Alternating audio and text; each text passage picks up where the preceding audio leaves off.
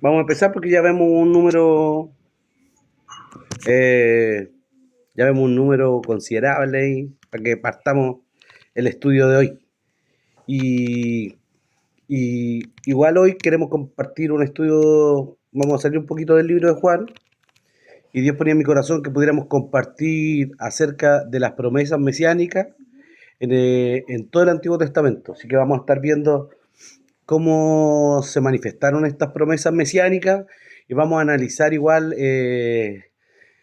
la importancia que tuvieron, cómo tuvieron su cumplimiento también y también algunas que tienen una enseñanza más profunda que a veces no la vemos así como solo al leerla por encima.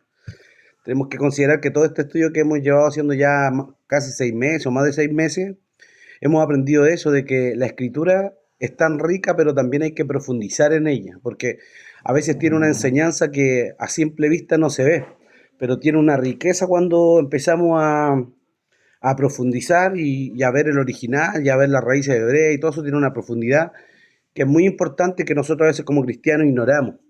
Pero gracias a Dios en este tiempo hemos podido aprender bastante de esas cosas que en verdad quizás no son tan vitales como para acerca de la salvación, pero sí enriquecen nuestro estudio y nos hacen conocer cosas que anteriormente antes no conocíamos, ¿cierto? No, que a veces como cristianos evangélicos no han enseñado. Entonces, al profundizarnos en la palabra misma es la que nos enseña, nos lleva a toda la verdad y nos profundiza todas las cosas. Así que vamos a orar primero que todo, vamos a orar, vamos a presentar nuestra vida delante del Señor, poniendo este estudio y creyendo que es su palabra, creyendo que no es cuánto sabe el hermano, no es conocimiento ni información. Creemos que la palabra tiene que producir algo en nosotros. La palabra, hay una palabra que yo siempre repito, pero en verdad que a mí me encanta esa palabra, esa que dice que así como dice en el libro de Isaías, dice que así como desciende de los cielos la lluvia. Isaías 55. Dice, y riega la tierra y la hace germinar y da semilla al que siembra. Y pan al que come, así mi palabra que sale de mi boca no vuelva vacía. La palabra no vuelve vacía, la palabra provoca algo y tiene que producir algo en nuestra vida, en nuestro corazón. Para que la palabra provoque algo y produzca, ¿cierto?, un fruto abundante, yo lo único que necesito tener es un corazón dispuesto, un corazón como buena tierra. Así que vamos a orar y vamos a pedirle al Señor que nos bendiga en el estudio de hoy y que pueda ser enriquecedor. Amén, vamos a orar. Padre, te damos gracias por poder estar junto con mi hermano, Señor, con cada uno de ellos. Gracias por cada uno, porque cada uno de ellos quizás se ha dado cita, Señor, en el afán del trabajo, en la carga quizás del hogar, en las responsabilidades que quizás cada uno tenemos, Señor, como familia. Pero este tiempo lo dedicamos, Señor, para acercarnos a ti y acercarnos a tu palabra. Reconocemos nuestra dependencia de ti. Reconocemos, Señor, que sin ti, apartado de ti, no somos nada, Señor. Reconocemos también nuestra incapacidad, Señor, nuestra humanidad, nuestra carnalidad, que muchas veces, Señor, nos quiere ser tropiezo para que tú actúes en nosotros, Señor, y también reconocemos que dependemos de ti y que todo es por tu gracia y por tu misericordia. Te pedimos perdón si hemos pecado, si hemos caído, si hemos fallado, y te pedimos que tu sangre nos limpie y nos lave, Señor, para poder recibir tu Espíritu Santo a través de tu palabra. Bendice este tiempo que vamos a dedicar, que sea como una lámpara que proyecte, Señor, y que ilumine nuestro camino, Señor, y traiga una luz que bendiga cada una de nuestra vida, que tu palabra produzca algo y nos bendiga de una manera especial. Gracias por este tiempo de oración, en el nombre de Jesús. Amén.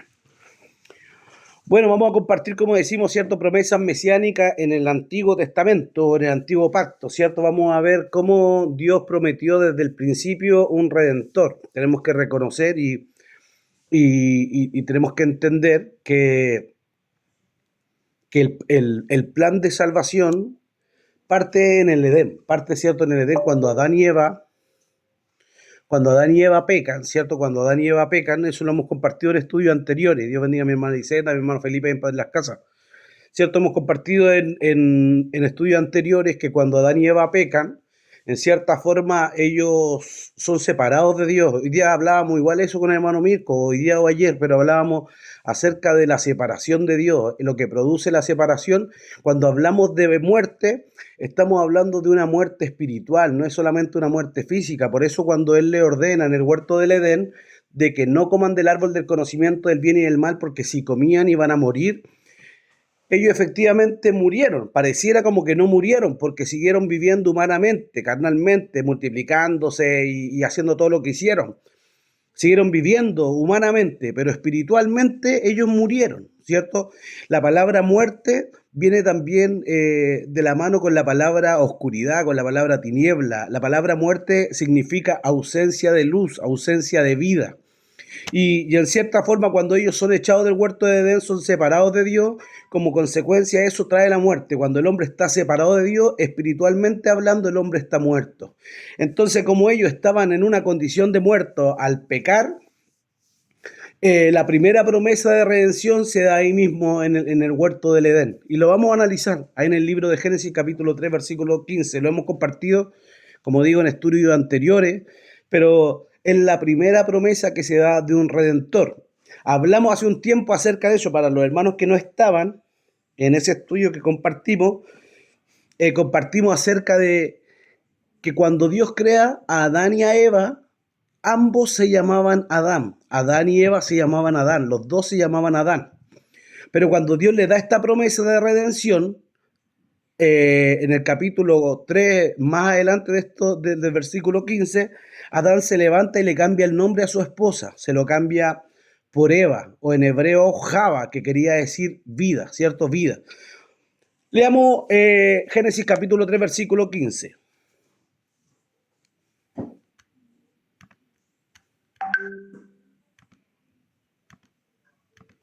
Y pondré enemistad entre ti y la mujer, y entre tu simiente y la simiente suya. Esta te herirá en la cabeza, y tú le herirás en el calcañar.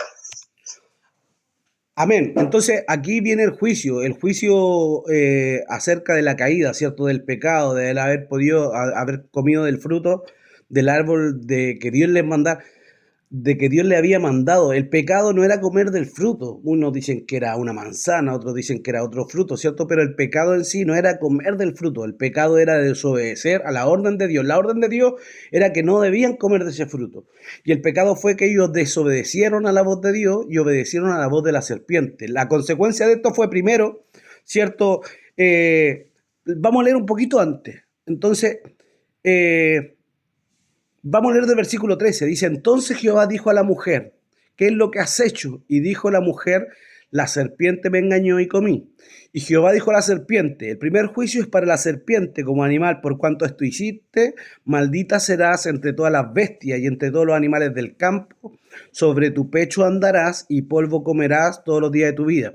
Hay reportajes, ¿cierto?, en el Animal Plan y en algunos otros de esos canales de animales, que dan evidencia que hay una clase de serpiente que tiene dos patitas en la cola. Entonces, lo que demuestra la escritura es que hasta ahí, ¿cierto? La serpiente caminaba sobre dos de sus patas. Entonces, como juicio al animal, ¿cierto? Fue que se iba a arrastrar y que iba a comer polvo de la tierra durante todos sus días, ¿cierto? Y el versículo 15 dice, y pondré enemistad entre ti y la mujer, y entre tu simiente y la simiente suya. Esta te herirá en la cabeza, y tú la herirás en el calcañar. Aquí el juicio no viene sobre, no continúa sobre la serpiente, aquí el juicio viene sobre Satanás, ¿cierto? Le está hablando literalmente el juicio sobre Satanás. Y le está diciendo que va a poner enemistad entre la descendencia del enemigo, porque desde el principio el enemigo también tuvo una línea, una descendencia. Y le dice que pondrá enemistad entre la descendencia del enemigo y la descendencia de la mujer. Entonces le dice, ella te herirá, ¿cierto? Hablando cuando habla de simiente, por eso digo descendencia, la palabra simiente habla de semilla, habla de descendencia. Lo que está hablando es que iba a poner enemistad entre la descendencia de la mujer y la descendencia del enemigo, ¿cierto? Y le está diciendo literalmente que el descendiente de la mujer la heriría a la serpiente o a Satanás, ¿cierto? Le daría un golpe en la cabeza y le dice, y tú le herirás el calcañar. Cuando habla del calcañar, está hablando del talón. Lo que aquí está diciendo, porque el Génesis tenemos que aprender algo. El Génesis es un libro que es muy importante, pero no da mucho detalle. Es un libro que habla en general, porque abarca una gran cantidad de tiempo, una gran cantidad de años. Entonces habla en general. Y aquí lo que dice es que la serpiente le va a dar un golpe en el talón al descendiente de la mujer. Eso es lo que dice. Pero el descendiente de la mujer le va a dar un golpe a Satanás en la cabeza. Lo que está diciendo es que tú lo vas a herir de manera leve, le va a dar un golpe leve al descendiente de la mujer. Eso le dice a Satanás. Pero el descendiente de la mujer te va a dar un golpe letal, un golpe en la cabeza. Eso es lo que dice. Y entonces esta es la primera promesa mesiánica que habla de que el descendiente de la mujer, el que va a golpear a Satanás en la cabeza, este va a ser el que nuevamente le dé vida al hombre. Y por eso Adán se levanta y le cambia el nombre a su esposa, le dice vida, porque crea esta promesa. Y aunque quizás fueron echados de huerto del Edén, ellos se mantuvieron creyendo a la palabra, lo que Dios le había dicho, que uno de sus descendientes iba a ser quien iba a darle un golpe mortal a Satanás. Y ahí hay otro tema, que el enemigo piensa que uno de los dos primeros hijos pensó que la palabra se iba a cumplir de inmediato, y pensó que uno de los dos hijos hombres, ¿cierto?, de Adán y Eva, iba a ser el redentor. Por eso hablamos hace un tiempo también que Caín viene y mata a Abel. ¿Por qué? Porque Satanás pensaba que Abel iba a ser el redentor. Entonces toma el control de Caín y mata a su hermano. Pero ¿qué es lo que Dios hace? Le da un nuevo hijo, un sustituto, le da un Set, y a través de este siguió manteniendo la línea, la descendencia, la línea mesiánica, la descendencia del Mesías. Vamos a analizar, al terminar el estudio, yo pedí que pudiéramos analizar, ¿cierto?, los 10 nombres, porque a Adán, en el capítulo 5 de Génesis, se hablan de 10 descendientes, ¿cierto? Se nombra desde Adán hasta Noé, 10 nombres de hombres que fueron importantes. Ya hay algo oculto ahí, una promesa oculta que la vamos a analizar al terminar del estudio de hoy. Pero vamos a seguir con la siguiente promesa de redención. Entonces, Génesis 3:15 es la primera promesa de redención, y viene por la caída del hombre. Vamos a ir a Génesis capítulo 49, versículo 10. Esta también es una profecía que se le emite a uno de los hijos de Jacob, a Judá, y que también es una promesa bien profunda en cuanto al Mesías, o a la promesa del Redentor que vendría.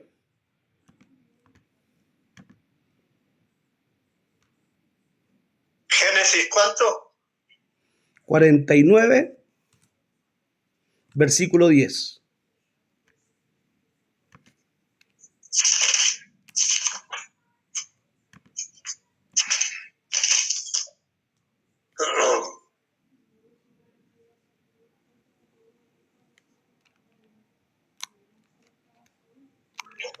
No será quitado el cetro de Judá, ni el legislador de entre sus pies, hasta que venga Silo, y a él se congregarán los pueblos. Amén. Entonces está hablando aquí, como decimos, Jacob antes de morir empieza a dar una profecía sobre cada uno de sus hijos, ¿cierto? Profetiza sobre cada uno de sus hijos. Pero cuando llega a Judá, que era uno de sus hijos, ¿cierto?, le da una promesa, y también es una promesa que habla acerca de un legislador, ¿cierto? O en profundidad de un caudillo, de un libertador. De eso está hablando. Está hablando literalmente de un rey. Le dice, no se apartará de Judá el cetro. Está hablando de que de Judá vendrían todos los reyes, ¿cierto? Todos los reyes saldrían de Judá. Ni el legislador de entre sus pies. Está hablando de que todos los líderes, todos los reyes de Israel, o los reyes de Israel, bueno, hasta la división del reino, vendrían de esta tribu, de la tribu de Judá. Era un requisito, ¿cierto?, que de su tribu vinieran los reyes, ¿cierto? Y dice, hasta que venga Silo. En hebreo la palabra Silo es Shiloach, y habla de enviado, ¿cierto? Le está diciendo, no se apartará de Judá el cetro, ni el legislador de entre sus pies, hasta que venga el enviado, hasta que venga el enviado. ¿Quién es el enviado? El Mesías. Y a él se congregarán los pueblos, a él se congregarán las naciones. Esta es una promesa de redención, y es una promesa mesiánica que, como estudiábamos hasta hace poco, cuando hablamos compartimos la palabra acerca de Natanael, cuando él dice, podrá venir de Nazaret. Lo que está diciendo aquí es esta promesa, que el Mesías tenía que venir de la tribu de Judá. No podía venir de otra tribu. ¿Por qué? Porque estaba profetizado aquí en el libro de Génesis capítulo 49, versículo 10, que el enviado, ¿cierto?, que el Mesías vendría de esta tribu. Y Jesús mismo habla acerca de este Siloh, ¿cierto? De este Siloh, del enviado, ¿se acuerdan? Mira, veamos en el libro de Juan, capítulo 9, versículos 6 al 8. En Israel y en Jerusalén había un estanque, ¿se acuerdan que compartimos que en la fiesta de Sucot ellos iban y sacaban agua del estanque de Siloh? Y aquí en el capítulo 9, versículos 6 al 8, vemos igual que Jesús manda a un hombre a este estanque. Mire, leamos Juan 9, del 6 al 8.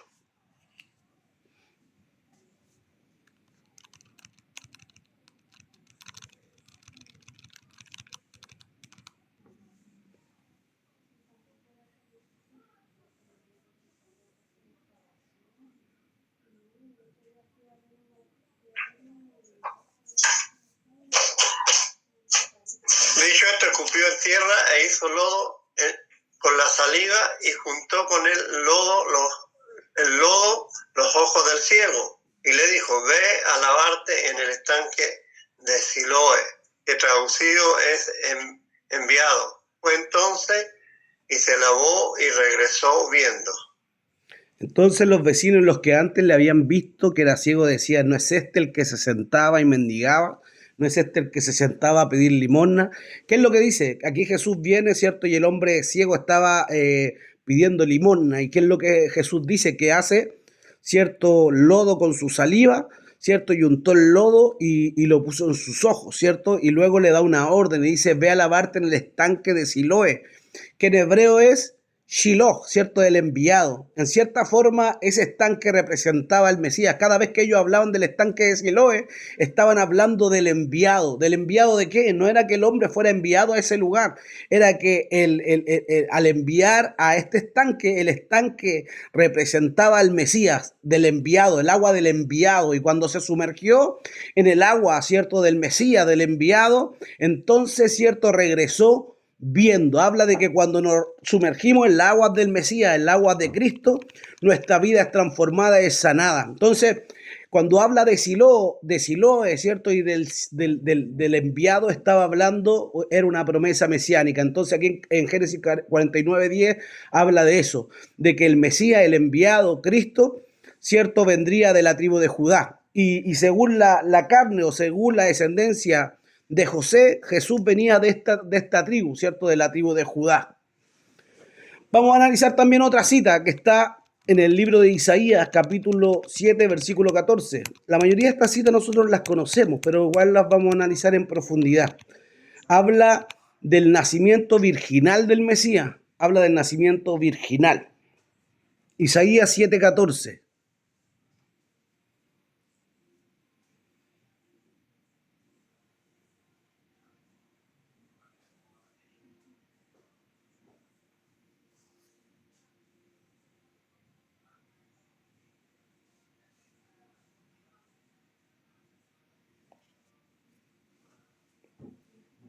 Isaías 7:14.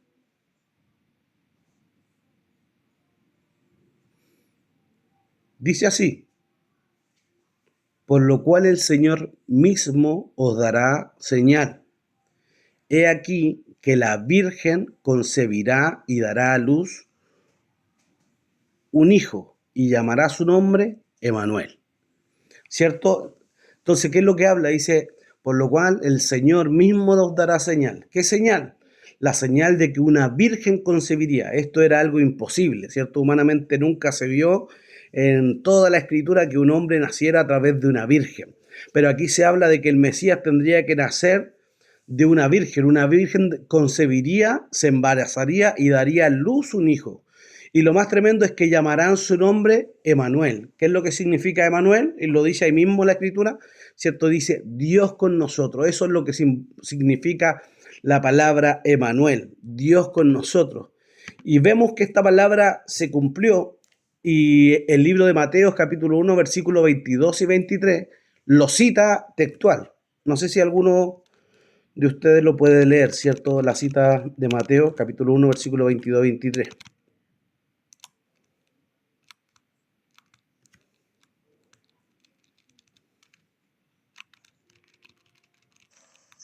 Amén, yo lo leo, hermano. Ya. 22, 23. Todo esto aconteció para que se cumpliese lo dicho por el Señor por medio del profeta cuando dijo: He aquí, una virgen concebirá y dará a luz un hijo y llamará su nombre Emmanuel, que traducido es Dios con nosotros. Amén. Entonces, lo que dice Mateo es que esta profecía o este anuncio del libro de Isaías se cumple, ¿cierto? Al venir Jesús, al nacer de María, ¿cierto? Que era virgen, que aunque, como hemos estudiado antes, estaba comprometida con José, hasta ahí nunca había conocido varón, ¿cierto? Era virgen cuando Dios le salió al encuentro.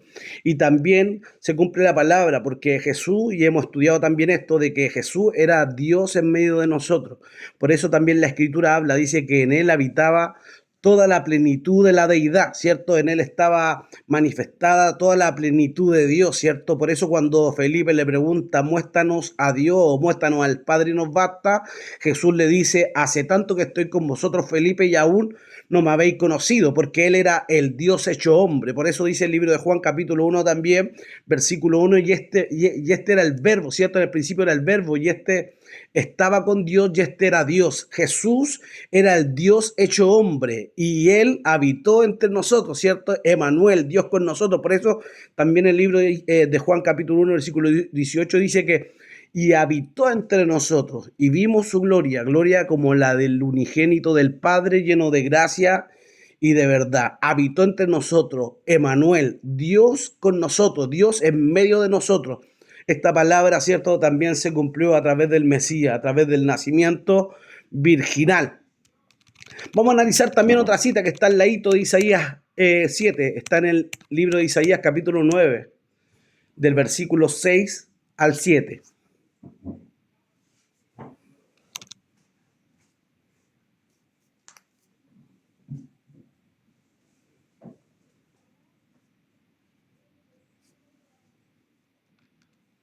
Isaías 9 del 6 al 7.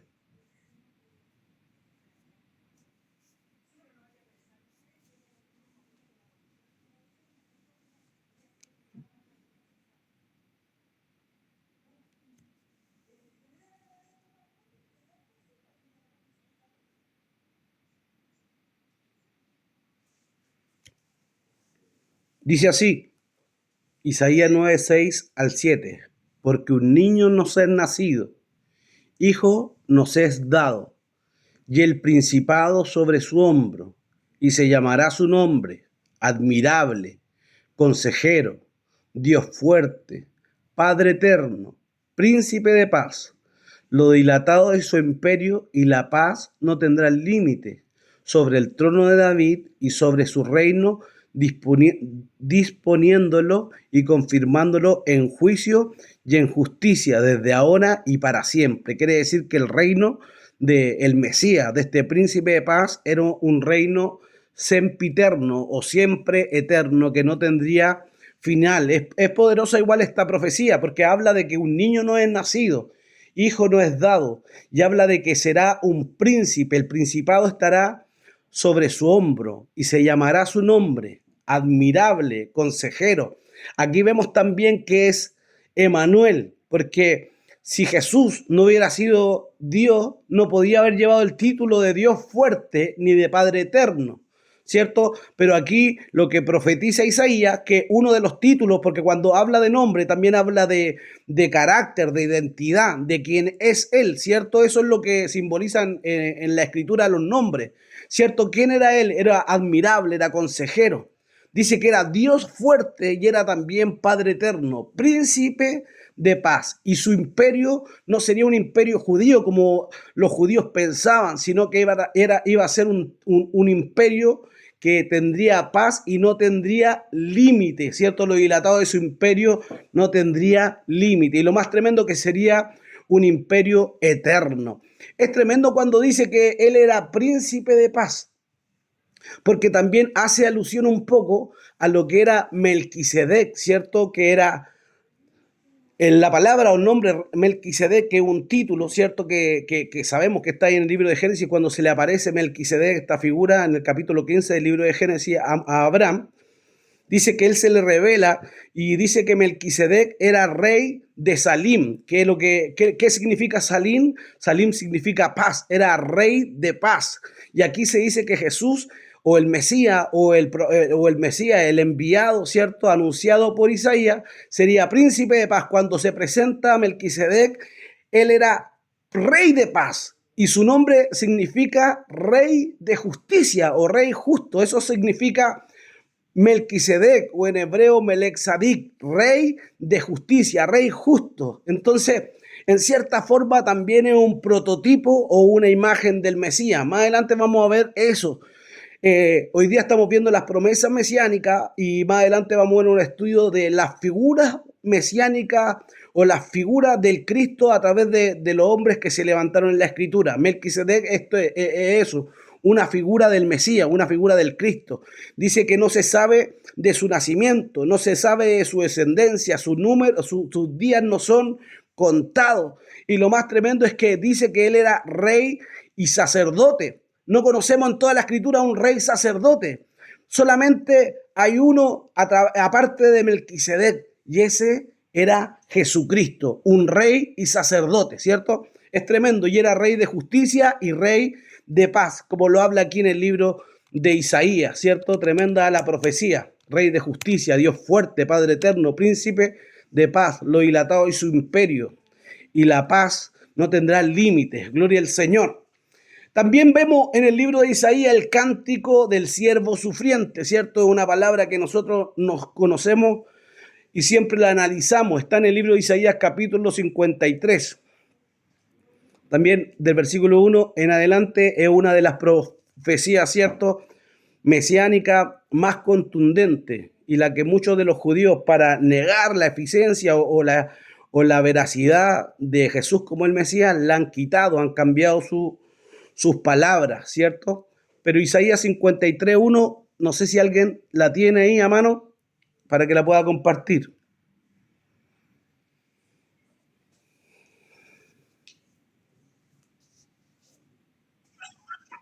¿Quién ha creído a nuestro anuncio y sobre quién se ha manifestado el brazo de Jehová?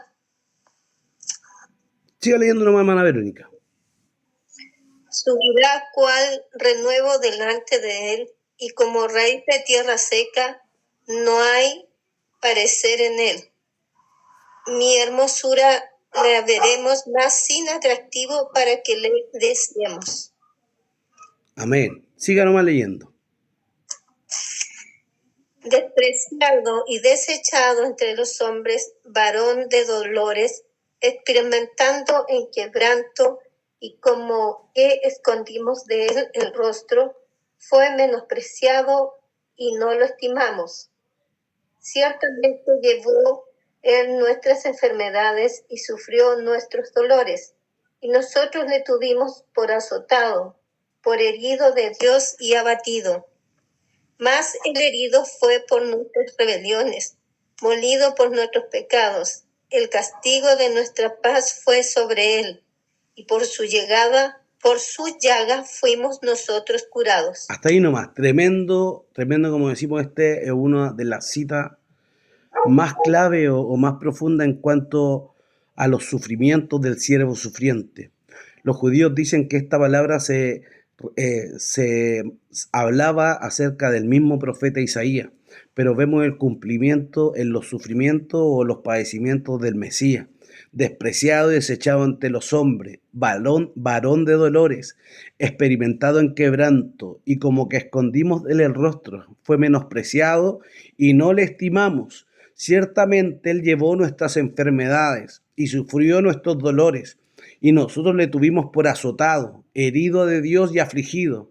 Mas él fue herido por nuestras rebeliones, molido por nuestros pecados. El castigo de nuestra paz fue sobre él, y por su llaga nosotros fuimos curados. Es tremendo este versículo porque habla de todo lo que padeció el Mesías, de todo lo que sufrió, ¿cierto?, el Cristo, y también que a través de su padecimiento él pudo exponer todos los decretos y todo lo que no era contrario, ¿cierto? lo expuso públicamente para que a través de su sacrificio, a través de su muerte, nosotros pudiéramos tener redención, pudiéramos tener salvación, pudiéramos tener sanidad. Por su llaga nosotros fuimos curados, el castigo de nuestra paz fue sobre él. No le estimamos, le vimos como sin hermosura, ¿cierto? Lo vimos como raíz de tierra seca, sin parecer alguno, y como que escondimos de él el rostro, mas él fue herido por nuestras culpas. Pero también la Escritura dice que por cuanto él sufrió y padeció en obediencia hasta la muerte y muerte de cruz, Dios también le exaltó hasta lo sumo y le dio un nombre que es por sobre todo nombre, para que en el nombre de Jesús se doble toda rodilla de los que están en la tierra, debajo de la tierra y en el cielo, para que todos reconozcan que Jesucristo es el Mesías. Es tremendo. Dice que esa palabra, que los decretos que nos eran contrarios, también es poderosa. La vamos a buscar. Está en el libro de Colosenses 2:14.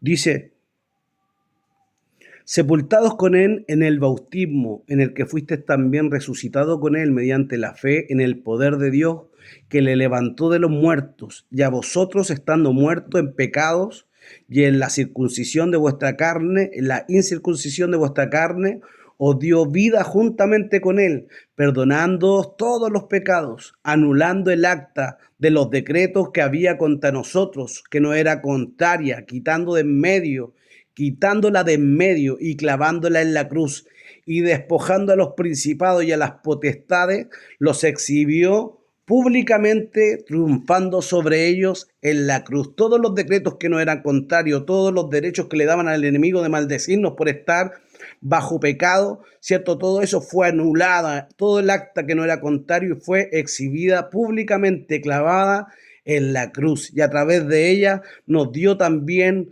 triunfo, nos dio también la victoria, para que en su padecimiento fuéramos vencedores y para que a través de su sacrificio pudiéramos ser hechos hijos de Dios, ¿cierto? Tremendo los padecimientos del siervo sufriente, y a través de sus padecimientos pudimos ser alcanzados justo, a través de su sangre pudimos ser purificados, pudimos ser perdonados y pudimos ser adoptados. Los que en otro tiempo no éramos pueblo, hoy día venimos a ser pueblo de Dios a través de su redención. Gloria al Señor por eso, ¿cierto? Vamos a leer también otra profecía mesiánica que habla acerca del nacimiento, el lugar del nacimiento del Mesías, el lugar del nacimiento de Jesús. Este se encuentra en el libro de Miqueas capítulo 5, versículo 2. Miqueas capítulo 5, versículo 2.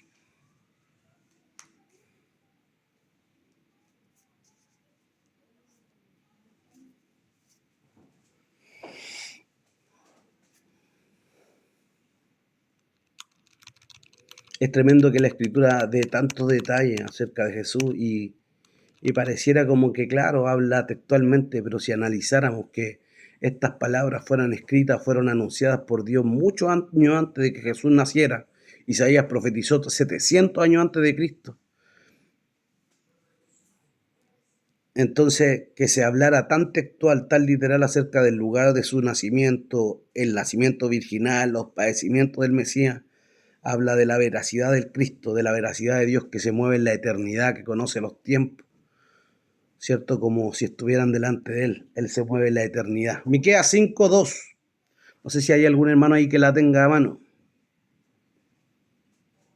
Pero tú, Belén, Éfrata, pequeña, para estar entre las familias de Judá, de ti me saldrá el que será Señor en Israel, y sus salidas son desde el principio, desde los días de la eternidad.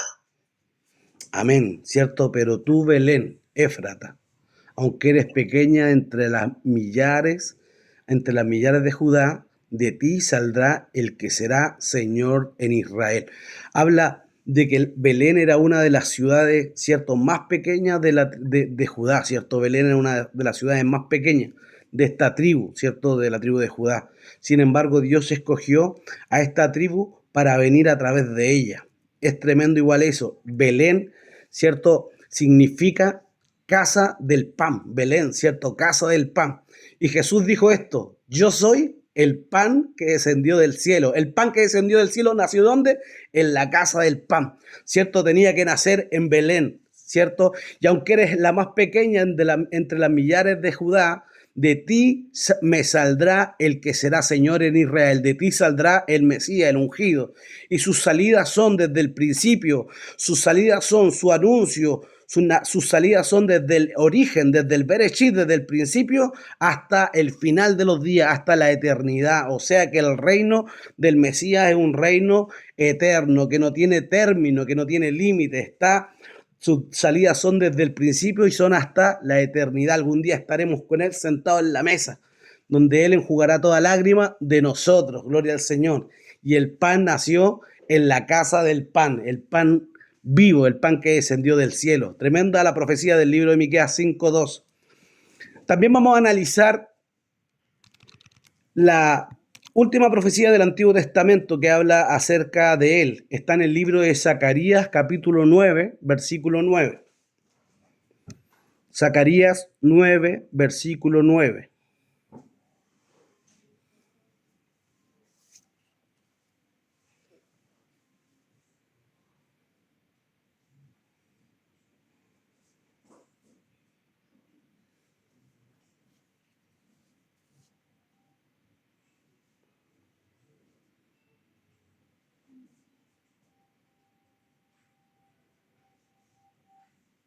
Zacarías 9:9.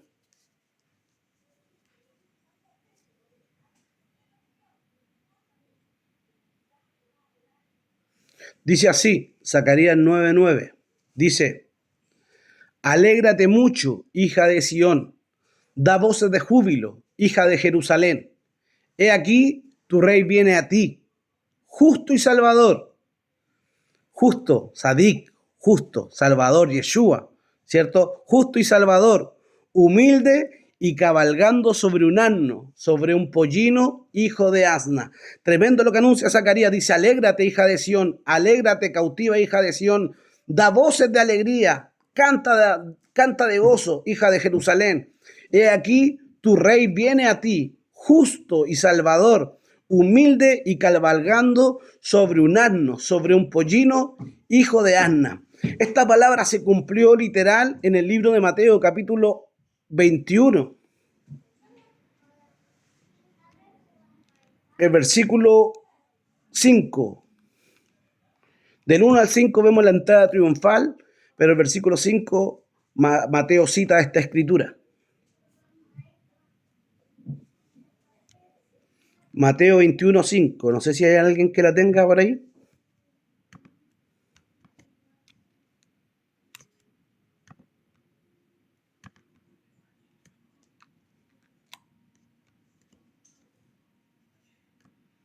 Mateo 21:5. Decid a la hija de Sión: he aquí tu rey viene a ti, manso y sentado sobre un asna, sobre un pollino, hijo de animal de carga. Pastor, ¿puede leer del 2, por favor? Del 2, sí.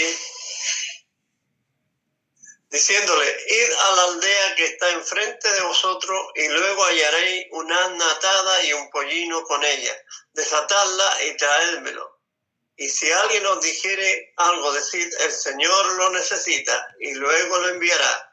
Todo esto aconteció para que se cumpliese lo dicho por el profeta cuando dijo: decid a la hija de Sión: he aquí tu rey viene a ti, manso y sentado sobre un asna, sobre un pollino, hijo de animal de carga.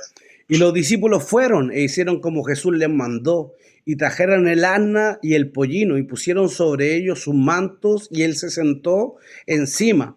Y la multitud, que era muy numerosa, tendía sus mantos en el camino, y otros cortaban ramas de árboles y las tendían en el camino. Y la gente que iba delante y la gente que iba detrás aclamaba, diciendo: Hosana al Hijo de David.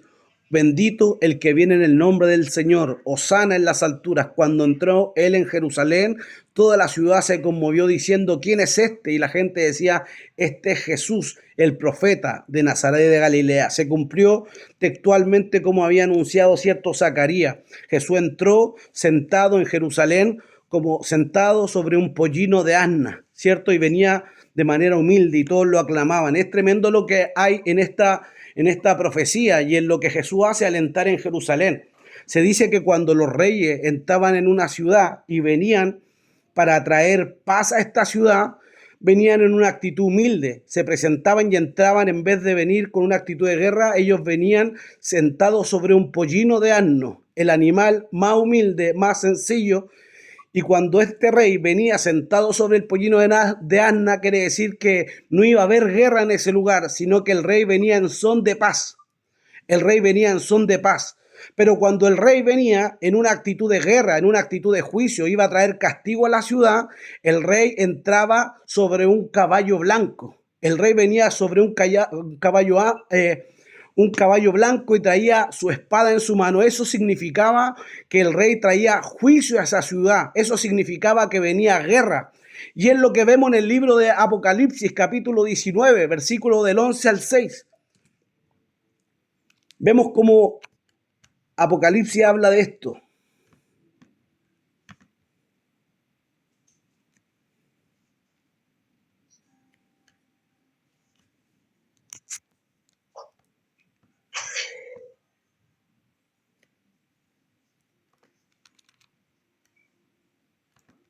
Apocalipsis 19, del 11 al 16. Dice, ¿alguien lo tiene o no? ¿Cómo dice, pastor? 11, 19, 11 ya.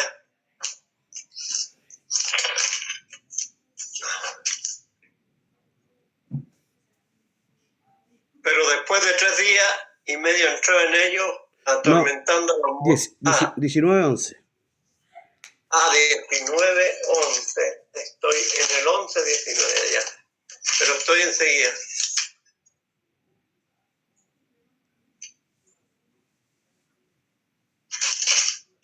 Ya, entonces vi el cielo abierto, he aquí un caballo blanco, y el que lo montaba se llamaba Fiel y Verdadero, y con justicia juzga y pelea. Sus ojos eran como llamas de fuego, y había en su cabeza muchas diademas, y tenía un nombre escrito que ninguno conocía sino él mismo. Estaba vestido de una ropa teñida en sangre, y su nombre es el Verbo de Dios. Y los ejércitos celestiales vestidos de lino finísimo, blanco y limpio, le seguían en caballos blancos. De su boca sale una espada aguda para herir con ella las naciones, y él las regirá con vara de hierro, y él pisa el lagar de vino del furor y de la ira del Dios Todopoderoso. Y en su vestidura y en su muslo tiene escrito este nombre: Rey de Reyes y Señor de Señores. Tremendo. Vemos que en el libro de Apocalipsis, capítulo 19, se anuncia de que el Mesías nuevamente vendrá, pero no vendrá como en su primera venida, cuando entró en Jerusalén con una entrada triunfal montado sobre un pollino de asno, trayendo paz, ¿cierto?, a la nación de Israel, y no solo a Israel, sino que a todo aquel que le recibiera, sino que en su segunda venida, como dice aquí el profeta Juan, ¿cierto? Juan, al ver el Apocalipsis, dice, entonces vi el cielo abierto y aquí un caballo blanco, y el que lo montaba se llamaba Fiel y Verdadero, y con justicia juzga y pelea. Sus ojos eran como llamas de fuego, y había en su cabeza muchas diademas, y tenía un nombre escrito que ninguno conocía sino él mismo. Estaba vestido de ropas teñidas en sangre, y su nombre era el Verbo de Dios. Aquí es el Mesías nuevamente regresando, pero no en una actitud humilde, sino en una actitud de juicio, en una actitud de guerra, porque vendrá a regir con vara a las naciones, a castigar a cada uno según su obra, y vendrá con un ejército, ¿cierto?, de ángeles que también vendrán montados sobre caballos blancos. Esta es la alusión que anuncia aquí el profeta Zacarías, ¿cierto? Hablando acerca del Mesías entrando sobre un pollino de asno, y también aquí Juan teniendo la visión donde Jesús regresa, ¿cierto? Pero no en una actitud de paz, no en una actitud humilde como cuando fue crucificado, sino que en una actitud de juicio, porque las naciones rechazaron su sacrificio, ¿cierto? Y vivieron para sí. Entonces, cuando Él venga, dice que las naciones harán guerra contra Él, y luego se establecerá el reino milenial de Cristo en la tierra, y ahí estaremos con Él 1000 años. Tremendo, tremendo, ¿cierto? Esta última promesa de redención que nos habla de la particularidad humilde de nuestro Mesías, ¿cierto? En la tierra, que vino como un cordero, pero regresará como un león, ¿cierto? Regresará montado sobre su caballo con una espada, ¿cierto? Y que con ella regirá, ¿cierto? A las naciones, a todos aquellos que rechazaron su venida. Gloria al Señor. Tremendo ver cada una de las promesas mesiánicas, a cada una de las promesas que hablan acerca de Jesús, de su venida, y cómo éstas se cumplieron al pie de la letra. Falta solamente que se cumpla la que está en el libro de Apocalipsis que vemos cuando veamos a nuestro Redentor, cuando venga sobre, ¿cierto?, ese caballo, sobre las nubes, y todo ojo le verá. Gloria al Señor. Vamos a ir a la última palabra que dijimos que íbamos a analizar, y está en el libro de Génesis capítulo 5. No sé si se pudo, no sé si alguno de ustedes pudieron buscar alguno de los nombres, ¿cierto?, de los 10 descendientes de Adán hasta Noé. Sí, lo encontramos. Lo encontramos. Bien, bien, pastor. Usted es muy aplicado, pastor. ¿Qué nombre buscó usted, pastor? ¿O lo buscó todo? No sé si alguien más buscó algún nombre. Bueno, lo encontré todo, pero algunos no. Tuve que buscarlo por... Andan en Israel. ¿Cuál encontró, pastor? Bueno, comencemos por Adán, pues. Pero es que tengo dos interpretaciones. Una que es Adán, hombre, ser humano, y padre de todos los hombres. Ya, pongámosle como hombre o ser humano, Ya. hombre. Ya, Set. Pero también la historia de José puede decir, bueno, ya es agregarle más, que era le atribuía un color rojo. Ahí así una historia, pero ya no viene acá. Ya, Set. ¿Cuál es el significado de Set?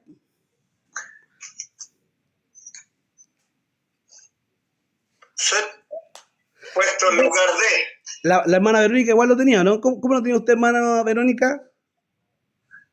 Bueno, yo le puse que era el tercer hijo concedido después de la muerte de Abel.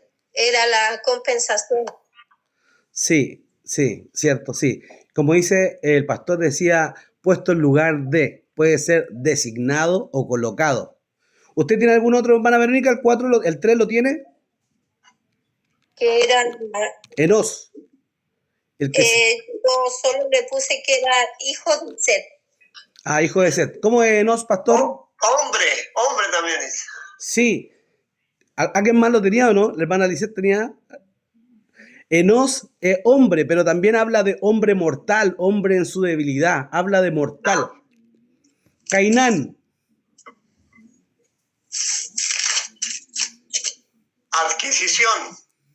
Adquisición, posesión, sufrimiento, ¿cierto? Esos 3 significados tiene. Cainán, adquisición, posesión o sufrimiento. El 5, Mahalalel. El que alaba a Dios. El que alaba a Dios. ¿La hermana Verónica tiene algo de Mahalalel? Le había puesto solo hijo de Cainán. Claro, hijo de Cainán, sí. Mahalalel, el Dios bendito, o Dios sea alabado, o el que alaba a Dios, como dice el pastor. Jared, pastor del 6. Descendiente o descendencia. O descenderá, ¿cierto? Jared, descendiente, descendencia o descenderá.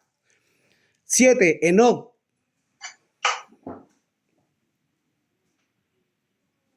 Iniciado, consagrado.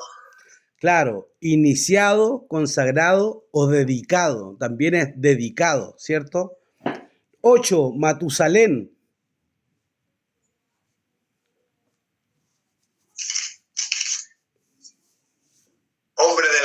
Adivina. Matusalén su muerte traerá, o también cuando muera vendrá. Su muerte traerá, o cuando muera vendrá. Lamec, Poderoso. Lamec del hebreo dice desesperación o aflicción. Desesperación o aflicción. Lamec. Voy a tener que cambiar el diccionario. Y es bien. Noé, Descanso y tranquilidad, porque ahí lo da el mismo cuando anuncia el nacimiento, traerá descanso a la tierra. descanso o consuelo. Sí, En esta profecía que se dice que hay en los 10 nombres de los descendientes de Abraham, el nombre de Noé se pone antes del de Lamec. Y se lee de esta forma. El hombre, Adán, entre paréntesis, está designado para el sufrimiento mortal. Ahí está el nombre de Set, Enos y Cainán. El hombre Adán está designado para el sufrimiento mortal. El Dios bendito, entre paréntesis, Mahalalel, Jared, descenderá. Enoc, dedicado a traer Matusalén por medio de su muerte, consuelo en el tiempo de la desesperación. Eso significa, vamos a leerlo completo sin decir los nombres. De ahí yo lo voy a comentar en el grupo y lo voy a tener para que los tengan. La profecía se leería así: el hombre está designado para el sufrimiento mortal. El Dios bendito descenderá, dedicado a traer por medio de su muerte consuelo en el tiempo de la desesperación. Tremenda la profecía a través de los 10 descendientes de Abraham. De nuevo, o sea, de Adán. El hombre está designado para el sufrimiento mortal. El Dios bendito descenderá, dedicado a traer por medio de su muerte consuelo en el tiempo de la desesperación.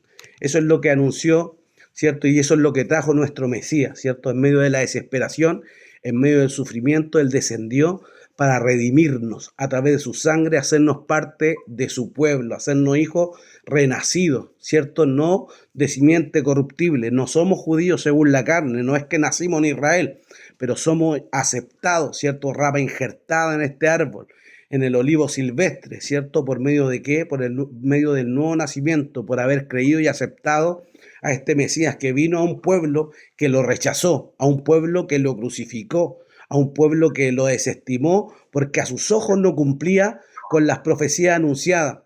Sin embargo, hoy vemos que cada una de sus profecías, de las profecías que están escritas en sus mismos libros, fueron cumplidas al pie de la letra por Jesús, nuestro Mesías, y por medio de él tenemos redención, salvación, descanso y vida eterna. Vamos a dejar abiertos los micrófonos para que si quieren compartir algo o analizar o comentar algo o lo que quieran decir, ¿cierto? Están ahora abiertos los micrófonos para que puedan compartir. Para el que no sepa, ¿cierto? Se aprieta ahí en el micrófono que está con el palito y se activa el micrófono y usted puede hablar. Ahí queda abierto, ¿cierto? La oportunidad para que todos puedan expresar según lo que Dios ponga en su corazón.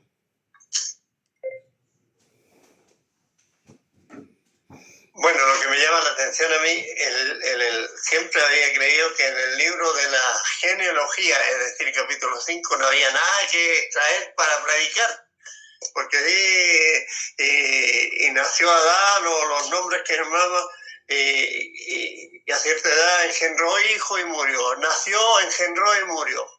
Y entonces cuando uno piensa así, lee que no tiene nada, pero ahora al leer estos 10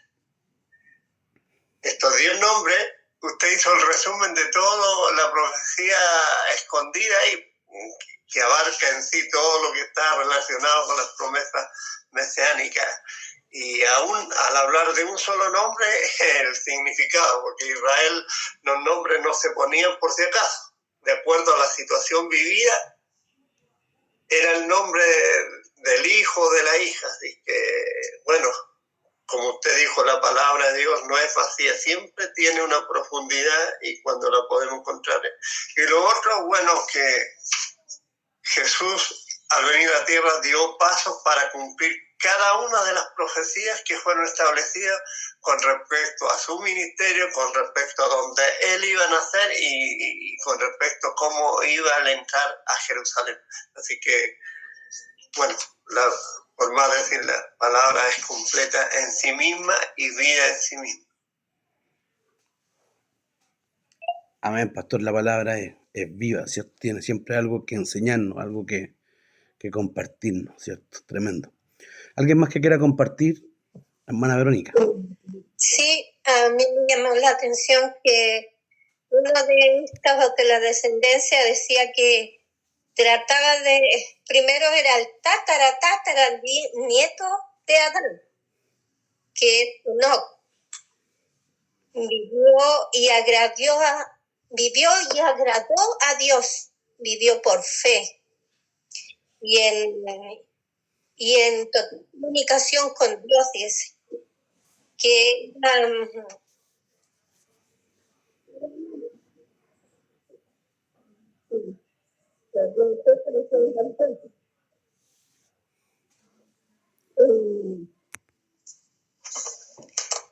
y dice, en una parte dice que él desapareció porque él no conoció la muerte, Dios se lo llevó en vida. Amén. Dice el libro de Hebreos que Enoc caminó con Dios y alcanzó testimonio de haber agradado a Dios. Cuando los caminos del hombre son agradables a Dios, Dios lo hace, ¿cierto? Lo arrebata, ¿cierto? Le da la eternidad, ¿cierto? Eso, pero habla eso, de que no caminó con Dios. Caminar con Dios quiere decir agradarle, caminar con Él. Que nuestros caminos puedan ser agradables a Dios también. Tremendo. Tremendo. No sé quién más quiere compartir. No sé si mi hermano Mirko ahí en los New York quiere compartir algo ahí con las niñitas. O alguien más que quiera hablar, ahí están los micrófonos.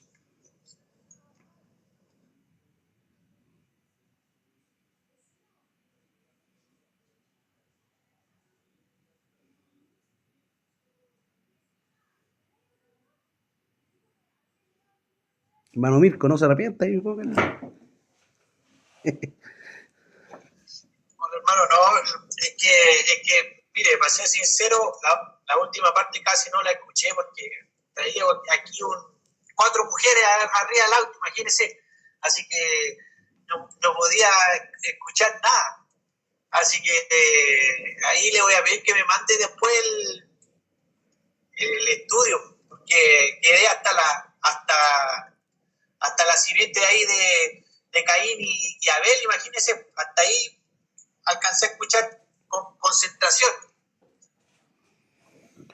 Bueno, pero ahí le vamos a mandar el estudio. El hermano Mirko siempre dice que a él le gusta sentarse a tomar un café y a escuchar el estudio pausadamente. Así que igual, gracias a Dios, podemos estarlo grabando también y se lo vamos a compartir también para que también pueda ser edificado. A él le gusta mucho estudiar la escritura y en estos tiempos, estando allá, yo creo que es cuando Dios más lo ha ministrado en cuanto a la palabra. Así que Dios bendiga a nuestro hermano Mirko, está en Texas, Dallas. Así que Dios lo bendiga igual a él. No sé si hay alguien más que quiera compartir. Hermano Bernabé, aprieta el microfonito ahí.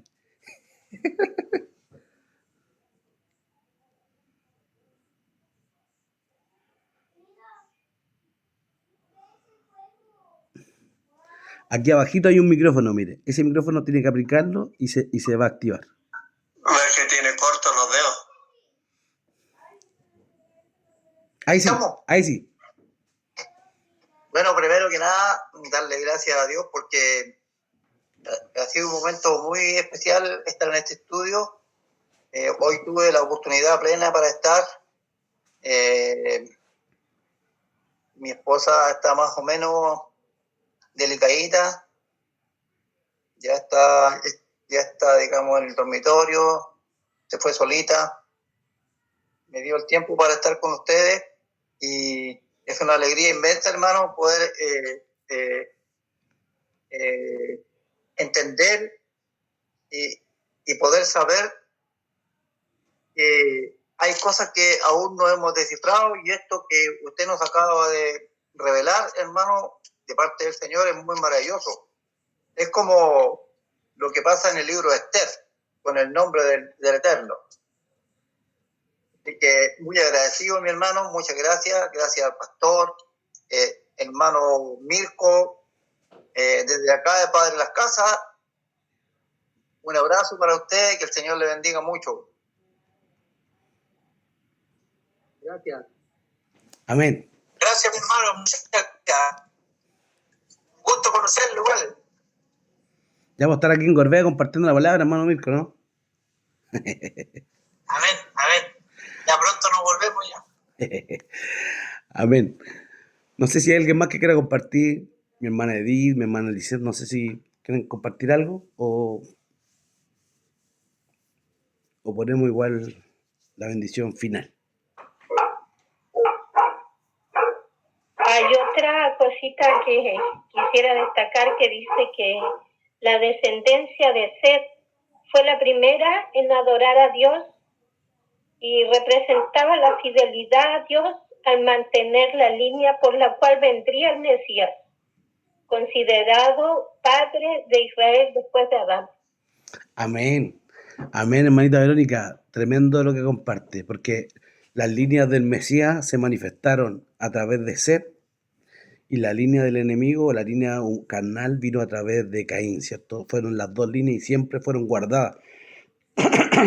Siempre fueron guardadas esas líneas. Más adelante vamos a estudiar por qué vino el diluvio. Es muy importante el tema de la línea mesiánica, porque el enemigo siempre quiso intervenir para que la línea del Mesías se cortara, porque él temía que viniera el Redentor y diera el golpe mortal. Él sabía que iba a venir un Redentor y él siempre quiso interferir el plan de redención a través de mezclar las líneas del Mesías, pero como dice usted, a través de Set. Cuando Satanás dijo ya, tomó a este mata al otro, se acabó, Dios vino y dio un sustituto, ¿cierto? Dio un Set que pudo continuar con la línea del Mesías, ¿cierto? Un designado, colocó uno nuevo.